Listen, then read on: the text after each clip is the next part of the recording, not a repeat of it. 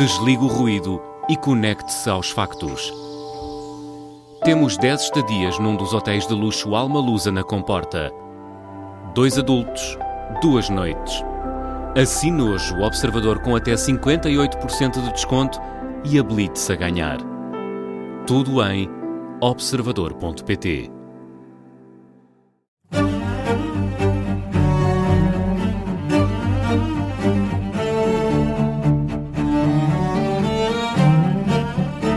Este é o Querido Líder, o podcast da Rádio Observador dedicado à liderança, com os nossos especialistas residentes com muita experiência na formação de executivos, o Jorge Medeiros, consultor, professor, o Milton Souza, professor e consultor, é professor na Nova ESBE, e esta semana vamos procurar resposta à pergunta: devem os líderes ter uma bússola moral? Para onde será que aponta o norte?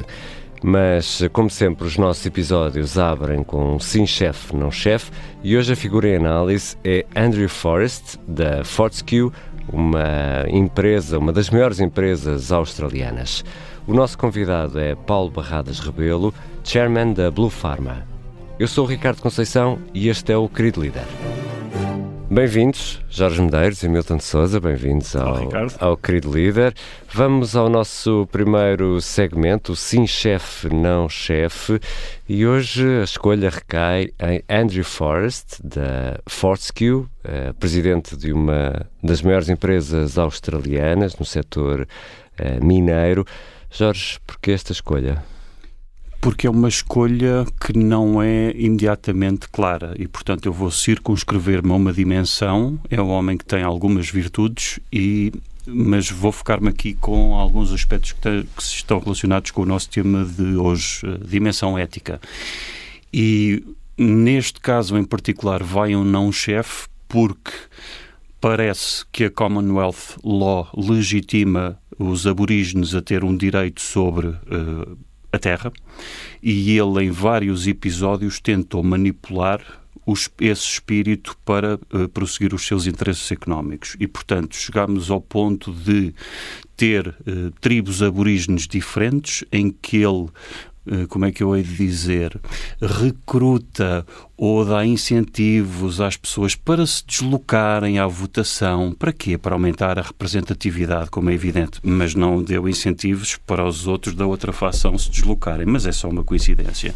E, portanto, há aqui todo um aspecto que transanda a manipulação.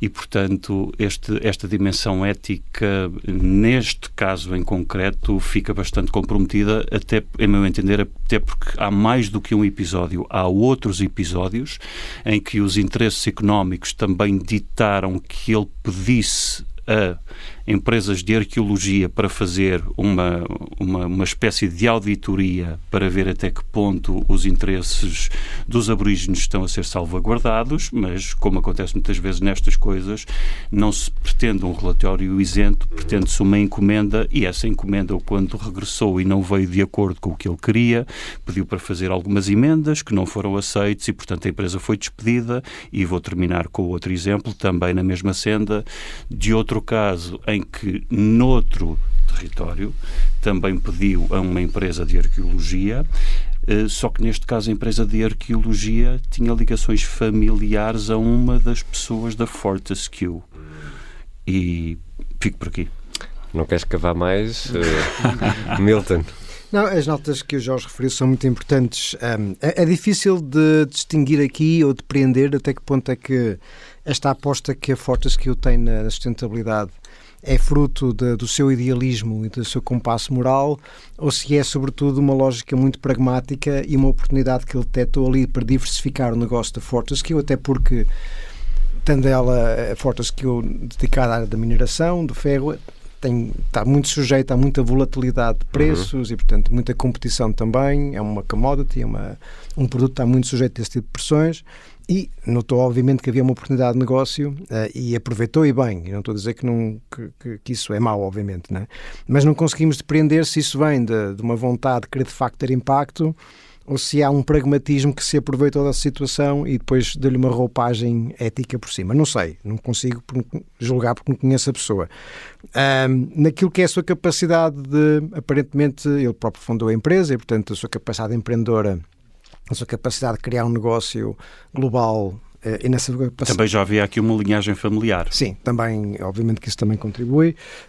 A dimensão estratégica de perceber a oportunidade de negócio, fantástico. Acho que é um líder que se coloca mais naquele domínio da liderança transformacional, pessoas muito focadas numa visão. Parece que gira muito em torno dele próprio, o que me faz pensar na sustentabilidade, da aposta na sustentabilidade. Até que ponto é que isto depois sobrevive quando ele já não estiver por cá e as lideranças que daqui vierem se vão pegar nisto. Isso faz parte integrante, de facto, do core business da Fortescue. Portanto, é uma espécie de um lean-chef, em alguns aspectos debatível, noutros parece-me claramente um líder. Jorge, tu ainda não percebi bem se tu é não, se é não é esta dimensão ética, não. Depois há outras coisas mais difíceis de investigar, como, por exemplo, algum caos na liderança.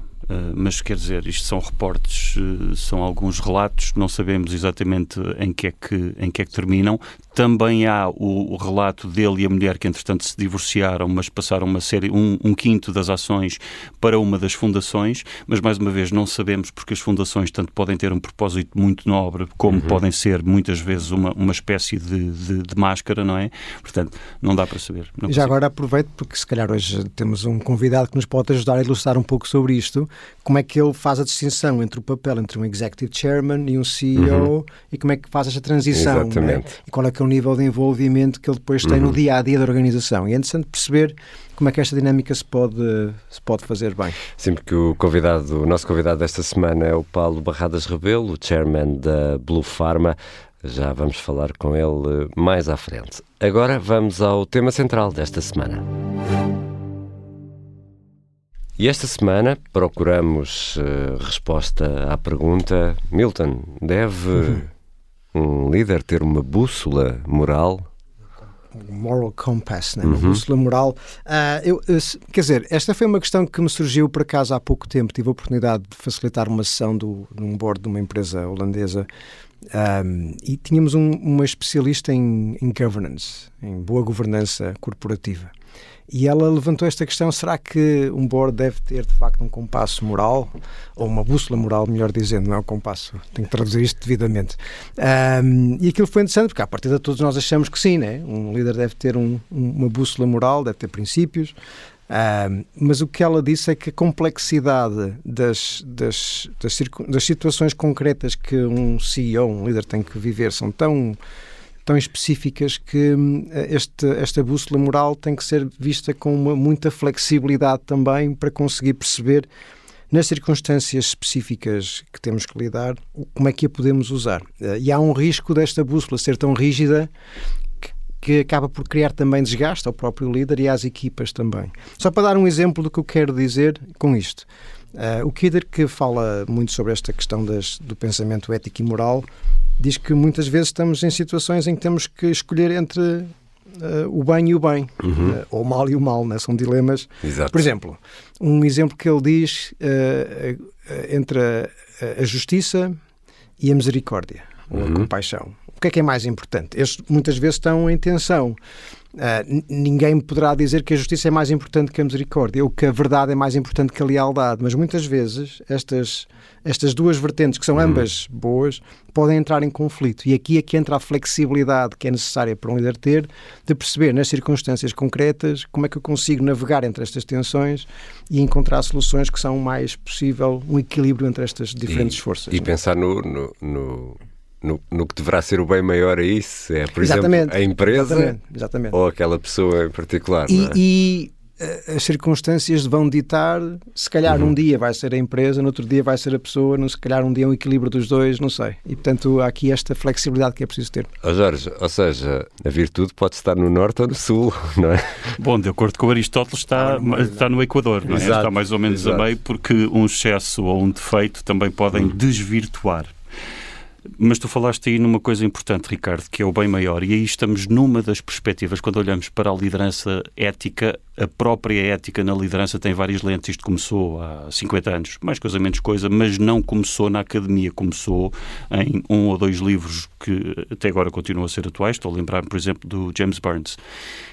E até hoje continua a ter coisas boas, mas nós podemos olhar para a liderança ética de acordo com a literatura académica, essencialmente segundo ou uma lente em que se foca nas consequências, e aí podemos ter um egoísmo ético, ou seja, o líder segue os seus interesses próprios, ou se quisermos na organização é muito focada no que está a fazer, entramos aqui mais no espírito capitalista, mais liberal. Temos o que tu referiste, que é o utilitarismo, que é procurar fazer o bem à maior quantidade de pessoas. Vamos voltar aqui ao Jeremy Bentham, não é? E depois temos o altruísmo, que é fazer o bem pelo outro, e mesmo que não seja o bem necessariamente da empresa ou dos interesses da empresa. E, portanto, depois há aqui ainda outra camada, que é a camada do dever. Do dever. É qualquer uma destas três pode ser consertada com o dever, ou seja, o que é que devo fazer. E ainda temos outra paralela, que é a liderança como virtude. Portanto, já não é no objeto e na consequência, mas é no líder enquanto pessoa. O que é que esta pessoa é?